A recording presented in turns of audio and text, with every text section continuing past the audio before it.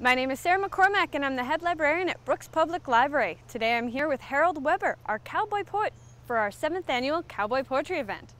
So Harold, how you doing?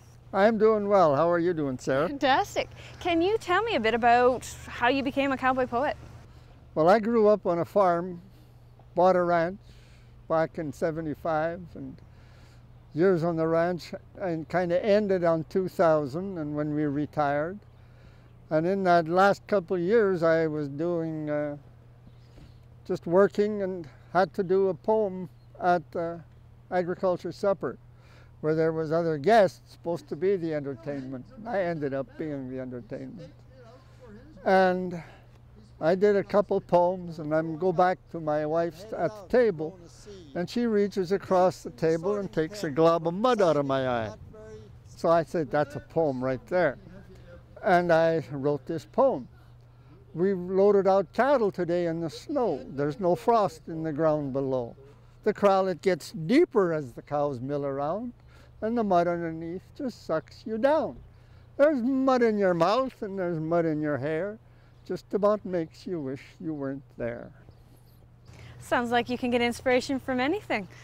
What exactly makes it cowboy poetry? Cowboy poetry is a real personal attempt to retain the history and the heritage of our Western culture. The clothes, the neatness of our dress, and it all goes along with it. And poetry just keeps telling the story over and over. Now you mentioned your dress. Can you tell me a bit about what you're wearing today? Well, I got a vest on, but usually you just wear a shirt, and they got snap buttons, which come open in a hurry if you get caught.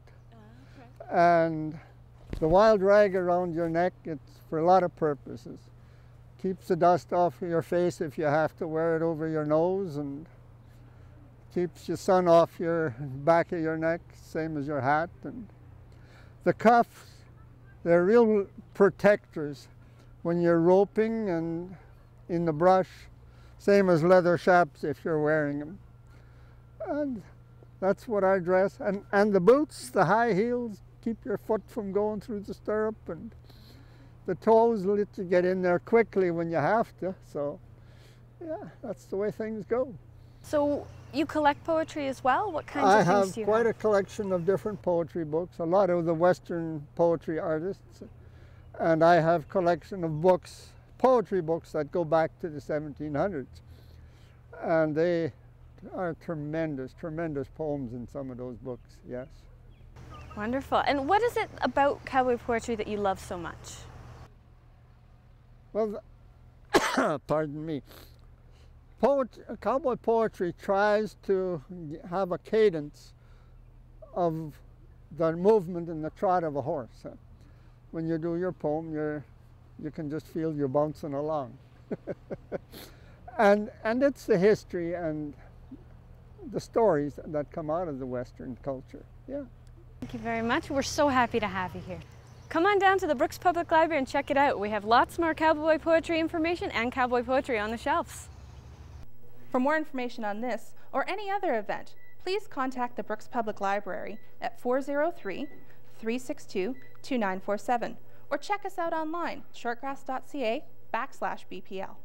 The Brooks Public Library is located at 420 First Avenue West, right inside Evergreen Park.